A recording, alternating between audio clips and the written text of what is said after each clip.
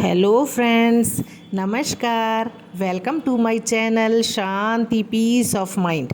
दोस्तों, आज 7वें दिन शास्त्रानुसार दुर्गा सप्तशती का पाठ कितना पढ़ें कि जिससे हमें संपूर्ण फल मिले। तो दोस्तों, कभी भी दुर्गा सप्तशती का कोई भी अध्याय पढ़ने के पहले दैवीय कवच पढ़ना आवश्यक है। तो पहले हम दुर्गा कवच पढ़ेंगे 7वें दिन और फिर 12वां और 13वां अध्याय पढ़ेंगे। 12वां अध्याय देवी चरित्रों के पाठ का महात्म्य है। 13वें अध्याय में सुरथ और वैश्य को देवी जी का वरदान। अथ दैव्य कवचम। ओम चंडिका देवी को नमस्कार है। मार्कंडेय जी ने कहा, पितामह, जो इस संसार में परम गोपनीय तथा मनुष्यों की सब प्रकार से रक्षा करने वाला है और जो अब तक आपने दूसरे किसी के सामने प्रकट नहीं किया हो, ऐसा कोई साधन मुझे बताइए। तो ब्रह्मा जी बोले, ब्राह्मण, ऐसा साधन तो एक देवी जी का कवच ही है, जो गोपनीय से भी परम गोपनीय, पवित्र तथा संपूर्ण प्राणियों का उपकार करने वाला है। महामुने, उसे श्रवण करो। देवी जी की 9 मूर्तियां हैं, जिन्हें नव दुर्गा कहते हैं। उनके पृथक पृथक नाम बतलाए जाते हैं। प्रथम नाम शैलपुत्री है। दूसरी माता का स्वरूप का नाम ब्रह्मचारिणी है। तीसरा स्वरूप चंद्रघंटा के नाम से प्रसिद्ध है। चौथा स्वरूप कुष्मांडा है। 5वीं दुर्गा का नाम स्कंद माता है। देवी के छठे रूप को कात्यायनी कहते हैं। 7वां कालरात्रि है। 8वां स्वरूप महागौरी के नाम से प्रसिद्ध है। 9वीं दुर्गा का नाम सिद्धिदात्री है। ये सब नाम सर्वज्ञ महात्मा वेद भगवान के द्वारा ही प्रतिपादित हुए हैं। जो मनुष्य अग्नि में जल रहा हो, रणभूमि में शत्रुओं से घिर गया हो, विषम संकट में फंस गया हो तथा इस प्रकार भय से आतुर होकर जो भगवती दुर्गा की शरण में प्राप्त हुए हो, उनका कोई भी अमंगल नहीं होता। युद्ध के समय संकट में पड़ने पर भी उनके ऊपर कोई विपत्ति नहीं आती। उन्हें शोक, दुख और भय की प्राप्ति नहीं होती। जिन्होंने भक्ति पूर्वक देवी का स्मरण किया है, उनका निश्चय ही अभ्युदय होता है। देवेश्वरी, जो तुम्हारा चिंतन करते हैं, उनकी तुम निसंदेह रक्षा करती हो। चामुंडा देवी प्रेत पर आरूढ़ होती है। बाराही भैंसे पर सवारी करती है। ऐन्द्री का वाहन ऐरावत हाथी है। वैष्णवी देवी गरुड़ पर ही आसन जमाती है। माहेश्वरी वृषभ पर आरूढ़ होती है। कौमारी का वाहन मयूर है। भगवान विष्णु की प्रियतमा लक्ष्मी देवी कमल के आसन पर विराजमान है और हाथों में कमल धारण किए हुए है। वृषभ पर आरूढ़ ईश्वरी देवी ने श्वेत रूप धारण कर रखा है। ब्राह्मी देवी हंस पर बैठी हुई है और सब प्रकार के आभूषणों से विभूषित है। इस प्रकार ये सभी माताएं सब प्रकार की योग शक्तियों से संपन्न हैं। इनके सिवा और कोई भी बहुत सी देवियां हैं जो अनेक प्रकार के आभूषणों की शोभा से युक्त तथा नाना प्रकार के रत्नों से सुशोभित हैं। ये संपूर्ण देवियां क्रोध में भरी हुई हैं और भक्तों की रक्षा के लिए रथ पर बैठी दिखाई देती हैं। ये शंख, चक्र, गदा, शक्ति, हल, मूसल, खेटक और तोमर, परशु, पाश, कुंत और त्रिशूल एवं उत्तम शांग, धनुष आदि अस्त्र शस्त्र अपने हाथों में धारण करती है। दैत्यों के शरीर का नाश करना, भक्तों को अभय दान देना और देवताओं का कल्याण करना, यही उनके शस्त्र धारण का उद्देश्य है। महान रौद्र रूप, अत्यंत घोर पराक्रम, महान बल और महान उत्साह वाली देवी, तुम महान भय का नाश करने वाली हो। तुम्हें नमस्कार। तुम्हारी ओर देखना भी कठिन है। शत्रुओं का भय बढ़ाने वाली जगदम्बिके, मेरी रक्षा करो। पूर्व दिशा में ऐन्द्री मेरी रक्षा करे। अग्निकोण में अग्नि शक्ति, दक्षिण दिशा में वाराही, तथा नैऋत्य कोण में खड़ग धारिणी मेरी रक्षा करे। पश्चिम दिशा में वारुणी और वायव्य कोण में मृग पर सवारी करने वाली देवी मेरी रक्षा करे। उत्तर दिशा में कौमारी तथा ईशान कोण में शूल धारिणी देवी रक्षा करे। ब्रह्माणी तुम ऊपर की ओर से मेरी रक्षा करो और वैष्णवी देवी नीचे की ओर से मेरी रक्षा करे। इस प्रकार शव को अपना वाहन बनाने वाली चामुंडा देवी दसों दिशाओं में मेरी रक्षा करे। जया आगे से और विजया पीछे की ओर से मेरी रक्षा करे। वाम भाग में अजिता और दक्षिण भाग में अपराजिता रक्षा करे। उद्योतिनी शिखा की रक्षा करे। उमा मेरे मस्तक पर विराजमान होकर रक्षा करे। ललाट में मालाधारी रक्षा करे और यशस्विनी देवी मेरे भौं का संरक्षण करे। भौं के मध्य में त्रिनेत्रा और नथुनों की यम घंटा देवी रक्षा करे। दोनों नेत्रों के मध्य भाग में शंखनी और कानों में द्वारवासिनी रक्षा करे। कालिका देवी कपोलों की तथा भगवती शांकरी कानों के मूल भाग की रक्षा करे। नासिका में सुगंधा और ऊपर के ओठ में चर्चिका देवी रक्षा करे। नीचे के ओठ में अमृत कला तथा जिह्वा में सरस्वती देवी रक्षा करे। कौमारी दांतों की और चंडिका कंठ प्रदेश की रक्षा करे। चित्र घंटा गले की घाटी की और महामाया तालु में रह के रक्षा करे। कामाक्षी ठोड़ी की और सर्वमंगला मेरी वाणी की रक्षा करे। भद्रकाली ग्रीवा में और धनुर्धरी पृष्ठ वंश में रहकर रक्षा करे। कंठ के बाहरी भाग में नील ग्रीवा और कंठ की नली में नलकुबरी रक्षा करे। दोनों कंधों में खड़गनी और मेरी दोनों भुजाओं की वज्र धारणी रक्षा करे। दोनों हाथों में दंडनी और अंगुलियों में अंबिका रक्षा करे। शूलेश्वरी नखों की रक्षा करे। कुलेश्वरी कुक्षी में रहकर रक्षा करे। महादेवी दोनों स्तनों की और शोक विनाशिनी देवी मन की रक्षा करे। ललिता देवी हृदय में और शूल धारणी उदर में रह के रक्षा करे। नाभि में कामिनी और गुहा भाग में गुहेश्वरी रक्षा करे। पूतना और कामिका लिंग की और महिष वाहिनी गुदा की रक्षा करे। भगवती कटी भाग में और विंध्यवासिनी घुटनों की रक्षा करे। संपूर्ण कामनाओं को देने वाली महाबला देवी दोनों पिंडलियों की रक्षा करे। नारसिंही दोनों घुट्टियों की और तेजसी देवी दोनों चरणों के पृष्ठ भाग की रक्षा करे। श्री देवी पैरों की अंगुलियों में और तलवासिनी पैरों के तलुओं में रहकर रक्षा करे। अपनी डाढ़ों के कारण भयंकर दिखाई देने वाली दंष्ट्रा कराली देवी नखों की और ऊर्ध्व केशनी देवी केशों की रक्षा करे। रोमावलियों के छिद्रों में कौबेरी और त्वचा की वागीश्वरी देवी रक्षा करे। पार्वती देवी रक्त मज्जा वसा मांस हड्डी और मेद की रक्षा करे। आंतों की कालरात्रि और पित्त की मुकुटेश्वरी रक्षा करे। मूलाधार आदि कमल कोशों में पद्मावती देवी और कफ में चूड़ामणि देवी स्थित होकर रक्षा करे। नख के तेज की ज्वालामुखी रक्षा करे और जिसका किसी भी अस्त्र से भेदन नहीं हो सकता वह अभेद्या देवी शरीर की समस्त संधियों में रहकर रक्षा करे। ब्रह्माणी आप मेरे वीर्य की रक्षा करें। क्षत्रेश्वरी छाया की रक्षा करे। धर्मधारिणी देवी मेरी अहंकार मन और बुद्धि की रक्षा करे। हाथ में वज्र धारण करने वाली वज्रहस्ता देवी मेरे प्राण अपान व्ययान उदान और समान वायु की रक्षा करे। कल्याण में शोभित होने वाली भगवती कल्याण शोभना मेरे प्राण की रक्षा करे। रस रूप गंध शब्द और स्पर्श इन विषयों का अनुभव करते समय योगिनी देवी रक्षा करे तथा सत्व गुण रजोगुण और तमोगुण की रक्षा सदा नारायणी देवी करे। वाराही आयु की रक्षा करे। वैष्णवी धर्म की रक्षा करे तथा चक्रणी चक्र धारण करने वाली देवी यश कीर्ति लक्ष्मी धन तथा विद्या की रक्षा करें। और इंद्राणी आप मेरे गोत्र की रक्षा करें।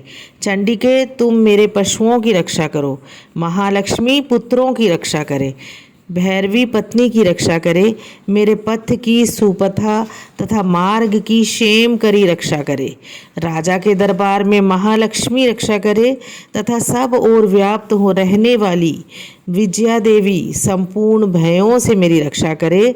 देवी, जो स्थान कवच में नहीं कहा गया है अतएव रक्षा से रहित है, वह सब तुम्हारे द्वारा सुरक्षित हो, क्योंकि तुम विजयशालिनी हो और पाप नाशिनी हो। यदि अपने शरीर का भला चाहे तो मनुष्य बिना कवच के कहीं एक पग भी न जाए और कवच का पाठ करके ही यात्रा करे। कवच के द्वारा सब ओर से सुरक्षित मनुष्य जहाँ जहाँ भी जाता है वहाँ वहाँ उसे धन लाभ होता है तथा संपूर्ण कामनाओं की सिद्धि करने वाली विजय की प्राप्ति होती है। वह जिस जिस अभीष्ट वस्तु का चिंतन करता है उसको निश्चय ही प्राप्त कर लेता है। वह मनुष्य इस पृथ्वी पर तुलना रहित महान ऐश्वर्य का भागी होता है। कवच से सुरक्षित मनुष्य निर्भय हो जाता है, युद्ध में उसकी पराजय नहीं होती तथा वह तीनों लोकों में पूजनीय होता है। देवी का यह कवच देवताओं के लिए भी दुर्लभ है। जो प्रतिदिन नियम पूर्वक 3 संध्याओं के समय श्रद्धा के साथ इसका पाठ करते हैं वे देवी कला प्राप्त करते हैं तथा वह तीनों लोकों में कहीं भी पराजित नहीं होते। इतना ही नहीं, वह अपमृत्यु से रहित हो 100 से भी अधिक वर्षों तक जीवित रहता है। मकरी, चेचक और कोढ़ आदि संपूर्ण व्याधियां नष्ट हो जाती हैं। कनेर, भांग, अफीम, धतूरे आदि का स्थावर विष, सांप और बिच्छू आदि के काटने से चढ़ा हुआ जंगम विष तथा अही, फेन और तेल के संयोग आदि से बनने वाला कृत्रिम विष, ये सभी प्रकार के विष दूर हो जाते हैं, उनका कोई असर नहीं होता। इस पृथ्वी पर मारण, मोहन आदि जितने अभिचारिक प्रयोग होते हैं तथा इस सब के जितने मंत्र यंत्र होते हैं वे सब इस कवच को हृदय में धारण कर लेने पर उस पुरुष को देखते ही नष्ट हो जाते हैं। ये ही नहीं, पृथ्वी पर विचरने वाले ग्राम देवता, आकाशचारी, देव विशेष, जल के संबंध से प्रकट होने वाले गण, उपदेश मात्र से सिद्ध होने वाले निम्न कोटि के देवता, अपने जन्म के साथ प्रकट होने वाले देवता, कुल देवता, माला, डाकिनी, शाकिनी, अंतरिक्ष में विचरने वाली अत्यंत बलवती भयानक डाकनियाँ, ग्रह, भूत, पिशाच, यक्ष, गंधर्व, राक्षस, ब्रह्म राक्षस, बेताल, कुष्मांड और भैरव आदि अनिष्टकारक देवता भी हृदय में कवच धारण किए रहने पर उस मनुष्य को देखते ही भाग जाते हैं। कवचधारी पुरुष को राजा से सम्मान में वृद्धि होती है और यह कवच मनुष्य के तेज में वृद्धि करने वाला है और उत्तम है। कवच का पाठ करने वाला मनुष्य अपनी कीर्ति से विभूषित भूतल पर अपने सुयश के साथ साथ वृद्धि को भी प्राप्त करता है। जो पहले कवच का पाठ करके उसके बाद सप्तशती चंडी का पाठ करता है, उसकी जब तक वन, पर्वत और काननों सहित यह पृथ्वी टिकी रहती है तब तक यहाँ पुत्र, पौत्र आदि संतान परंपरा बनी रहती है। फिर देह का अंत होने पर वह पुरुष भगवती महामाया के प्रसाद से उस नित्य परम पद को प्राप्त होता है जो देवताओं के लिए भी दुर्लभ है। वह सुंदर दिव्य रूप धारण करता है और कल्याण में शिव के साथ आनंद का भागी प्राप्त होता है। जय माता दी। आज 7वें दिन 12वां और 13वां अध्याय करेंगे और इस प्रकार से दुर्गा सप्तशती संपूर्ण विधि विधान से संपूर्ण पूरी होगी और जिससे हमें पूरा फल मिलेगा। 12वां अध्याय, देवी चरित्रों के पाठ का महात्म्य। मैं 3 नेत्रों वाली दुर्गा देवी का ध्यान करता हूँ। उनके श्री अंगों की प्रभा बिजली के समान है। वे सिंह के कंधे पर बैठी हुई भयंकर प्रतीत होती है। हाथों में तलवार और ढाल लिए अनेक कन्याएं उनकी सेवा में खड़ी हैं। वे अपनी हाथों में चक्र, गदा, तलवार, ढाल, बाण, धनुष, पाश और तर्जनी मुद्रा धारण किए हुए हैं। उनका स्वरूप अग्निमय है तथा वे माथे पर चंद्रमा का मुकुट धारण करती है। देवी बोली, देवताओं, जो एकाग्रचित होकर प्रतिदिन इन स्तुतियों से मेरा स्तवन करेगा उसकी सारी बाधा मैं निश्चय ही दूर कर दूंगी। जो मधुकैटभ का नाश, महिषासुर का वध तथा शुंभ निशुंभ के संहार के प्रसंग का पाठ करेंगे तथा अष्टमी, चतुर्दशी और नवमी को भी जो एकाग्रचित हो भक्तिपूर्वक मेरे उत्तम महात्म्य का श्रवण करेंगे, उन्हें कोई पाप नहीं छू सकेगा। उन पर पाप जनित आपत्तियां भी नहीं आएंगी। उनके घर में कभी दरिद्रता नहीं होगी तथा उनको कभी प्रेमी जनों के बिछोह का कष्ट नहीं होगा। इतना ही नहीं, उन्हें शत्रु से, लुटेरों से, राजा से, शस्त्र से, अग्नि से तथा जल की राशि से भी कभी भय नहीं होगा। इसीलिए सबको एकाग्रचित होकर भक्तिपूर्वक मेरे इस महात्म्य को सदा पढ़ना और सुनना चाहिए और यह परम कल्याणकारक है। मेरा महात्म्य महामारी जनित समस्त उपद्रवों तथा आध्यात्मिक आदि तीनों प्रकार के उत्पातों को शांत करने वाला है। मेरे जिस मंदिर में प्रतिदिन विधिपूर्वक मेरे इस महात्म्य का पाठ किया जाता है, उस स्थान को मैं कभी नहीं छोड़ती। वहाँ सदा ही मेरा सन्निधान बना रहता है। बलिदान, पूजा, होम तथा महोत्सव के अवसरों पर मेरे इस चरित्र का पूरा पाठ और श्रवण करना चाहिए। ऐसा करने पर मनुष्य विधि को जानकर या बिना जाने भी मेरे लिए जो बलि, पूजा या होम आदि करेगा, उसे मैं बड़ी प्रसन्नता के साथ ग्रहण करूँगी। शरत काल में जो वार्षिक महापूजा की जाती है, उस अवसर पर जो मेरे इस महात्म्य को भक्तिपूर्वक सुनेगा, वह मनुष्य मेरे प्रसाद से सब बाधाओं से मुक्त तथा धन धान्य एवं पुत्र से संपन्न होगा। इसमें तनिक भी संदेह नहीं है।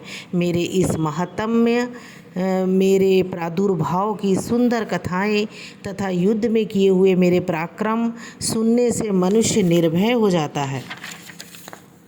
मेरे महात्म्य का श्रवण करने वाले पुरुषों के शत्रु नष्ट हो जाते हैं, उन्हें कल्याण की प्राप्ति होती है तथा उनका कुल आनंदित रहता है। सर्वत्र शांति, कर्म में बुरे स्वप्न दिखाई देने पर तथा ग्रह जनित भयंकर पीड़ा उपस्थित होने पर मेरा महात्म्य श्रवण करना चाहिए।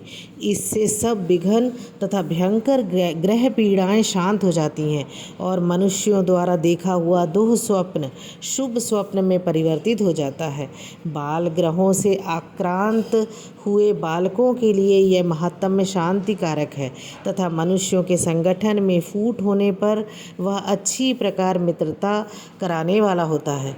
यह महात्म्य समस्त दुराचारियों के बल का नाश कराने वाला है। इसके पाठ मात्र से राक्षसों, भूतों और पिशाचों का नाश हो जाता है।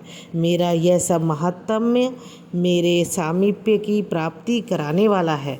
पशु, पुष्प, अर्घ, धूप, दीप, गंध आदि उत्तम सामग्रियों द्वारा पूजन करने से, ब्राह्मणों को भोजन कराने से, होम करने से, प्रतिदिन अभिषेक करने से, नाना प्रकार के अन्य भोगों का अर्पण करने से तथा दान देने आदि से 1 वर्ष तक जो मेरी आराधना की जाती है और उससे मुझे जितनी प्रसन्नता होती है, उतनी प्रसन्नता मेरे इस उत्तम चरित्र का एक बार श्रवण करने मात्र से हो जाती है। यह महात्म्य श्रवण करने पर पापों को हर लेता है और आरोग्य प्रदान करता है। मेरे प्रादुर्भाव का कीर्तन समस्त भूतों से रक्षा करता है तथा मेरा युद्ध विषयक चरित्र दुष्ट दैत्यों का संहार करने वाला है। इसके श्रवण करने पर मनुष्यों को शत्रु का भय नहीं रहता। देवताओं, तुमने और ब्रह्मर्षियों ने जो मेरी स्तुतियाँ की हैं तथा ब्रह्मा जी ने जो स्तुतियाँ की हैं, वे सभी कल्याणमयी बुद्धि प्रदान करती है। वन में, सूने मार्ग में अथवा दवानल में घिर जाने पर, निर्जन स्थान में, लुटेरों के दांव में पड़ जाने पर या शत्रुओं से पकड़े जाने पर अथवा जंगल में सिंह, व्याघ्र या जंगली हाथियों के पीछा करने पर, कुपित राजा के आदेश से वध या बंधन के स्थान ले जाए जाने पर, अथवा महासागर में नाव पर बैठने के बाद भारी तूफान से नाव के डगमग होने पर और अत्यंत भयंकर युद्ध में शास्त्रों का प्रहार होने पर अथवा वेदना से पीड़ित होने पर किम बहुना सभी भयानक बाधाओं के उपस्थित होने पर जो मेरे इस चरित्र का स्मरण करता है वह मनुष्य संकट से मुक्त हो जाता है। मेरे प्रभाव से सिंह आदि हिंसक जंतु नष्ट हो जाते हैं तथा लुटेरे और शत्रु भी मेरे चरित्र का स्मरण करने पर पुरुष से दूर भागते हैं। ऋषि कहते हैं, यूँ कहकर प्रचंड पराक्रम वाली भगवती चंडिका सब देवताओं के देखते देखते वहीं अंतर्ध्यान हो गई। फिर समस्त देवता भी शत्रुओं के मारे जाने से निर्भय हो पहले के ही भांति यज्ञ भाग का उपभोग करते हुए अपने अपने अधिकार का पालन करने लगे। संसार का विध्वंस करने वाले महाभयंकर अतुल पराक्रमी देव शत्रु शुंभ तथा महाबली निशुंभ के युद्ध में देवी द्वारा मारे जाने पर शेष दैत्य पाताल लोक में चले गए। राजन, इस प्रकार भगवती अंबिका देवी नित्य होती हुई भी पुनः पुनः प्रकट होकर जगत की रक्षा करती है।